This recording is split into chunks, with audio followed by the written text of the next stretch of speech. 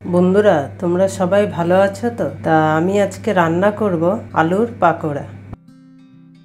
আলুর পাকোড়া তৈরি করার জন্য কি কি জিনিস নিয়েছি: দুটো মাঝারি সাইজের আলু সিদ্ধ করে নিয়েছি, 3টে কাঁচা লঙ্কা কুচিয়ে নিয়েছি, বড় সাইজের পেঁয়াজ একটা কেটে নিয়েছি, সাদা তেল, হলুদ গুঁড়ো, নুন, কর্নফ্লাওয়ার, আমচুর, ধনের গুঁড়ো, আলু,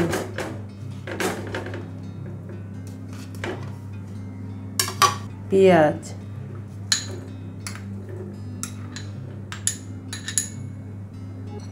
লঙ্কা, হলুদ সামান্য, নুন সামান্য, কর্নফ্লাওয়ার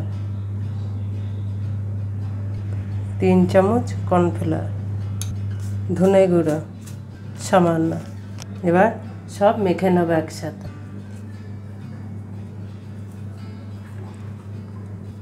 আলুটা তোমরা ভাত যখন সকালে কিংবা দুপুরে করবে তখন আলুটা সিদ্ধ করে রাখবে, 5 মিনিটে তৈরি হয়ে যাবে সন্ধ্যাবেলার টিফিন।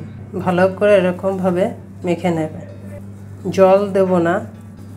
ভালো করে মাখা হয়ে গেছে, এবার গোল গোল করে বানিয়ে নেব। এরকমভাবে হাতে নিয়ে হাতের তালুতে রেখে এরকম গোল করে নেবে।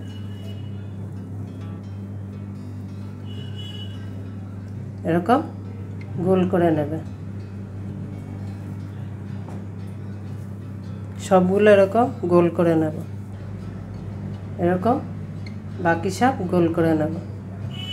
সব গোল করা হয়ে গেছে, এরকমভাবে তোমরা গোল করে নেবে। কড়াই গরম হয়ে গেছে, এবার তেল দিয়ে দেবো, সাদা তেল। তেল গরম হয়ে গেছে, এবার দিয়ে দেবো।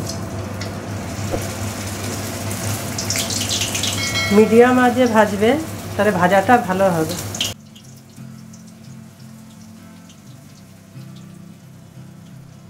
ভালো করে ভেজে নেব। এগুলোকে একটু চারিধারে ঘুরিয়ে ঘুরিয়ে ভাজতে হবে। এরকম তোমরা বাড়িতে বানিয়ে খাবে, খুব ভালো লাগবে। কম সময়ে কম খরচে চটপট বানিয়ে ফেলো কিন্তু বন্ধুরা, তোমরা খেয়ে জানাবে করে কেমন হলো খেতে।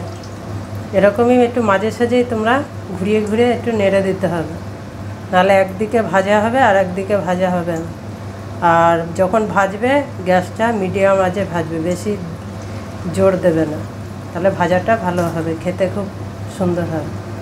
আবার একটু খুন্তি দিয়ে নেড়ে দেবো। এরকমই মাঝে সাঝে একটু ঘুরিয়ে ঘুরিয়ে দেবে, তাহলে ভাজাটা চারিধারে ভালোভাবে হবে। যেদিকটা ভাজা হবে না এরকম ঘুরিয়ে দেবে। 5 মিনিটে আলুর পাকোড়া তৈরি হয়ে গেছে, পরিবেশনের জন্য রেডি। পুরো ভিডিও দেখার জন্য ধন্যবাদ। তোমরা সবাই ভালো থাকবে।